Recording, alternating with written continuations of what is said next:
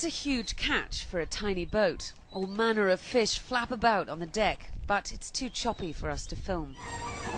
By the time we're back at the port, there's little movement. Today's catch would have been worth $3,000 they think, far more than they would have caught before Fukushima, because these waters are now so underfished. But all they can do with them is sort out the biggest varieties and send them off to the lab for testing. They can sell none of this. Sea bream, flounder, sea bass, a gigantic monkfish. Like throwing away money, the fishermen say. We can't put them on the market. There's nothing we can do, says Mitsunori Suzuki. Wrecked boats litter Iwaki harbour still 2 years after the tsunami, a wasteland where buildings once stood. But it was the nuclear disaster at Fukushima Daiichi power plant 30 kilometres further north which destroyed these men's livelihoods.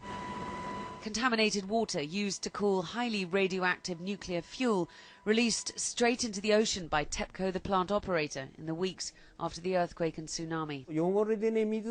2 years on, the fishermen are frustrated to hear of further leaks. TEPCO says they'll dig a hole right in front of the reactor building and throw that groundwater into the ocean before it gets contaminated, Suzuki says.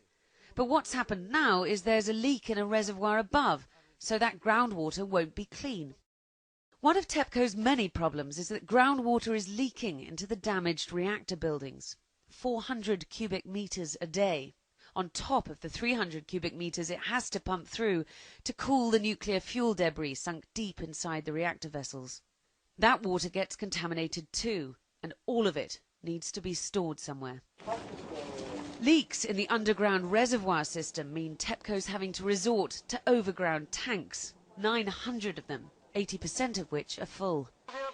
Last week, inspectors from the International Atomic Energy Agency examined the site to check on the decommissioning process and to see for themselves whether TEPCO's measures to deal with its water issues were effective, namely a better purification technology still in testing, which TEPCO says would make the contaminated water safe enough to release, and a pumping system to try and lower the groundwater level so it won't seep into the reactors.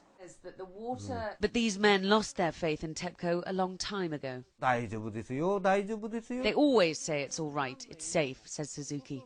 But if anything happens and it comes on the news, it always turns out they're not telling the truth. So if you ask if I believe them, I don't. And although these fish have trace radioactivity below the food safety level, they can't sell them. It'll be a long time before the market regains faith in a Fukushima-branded fish. Diana Magne, CNN, Iwaki, Japan.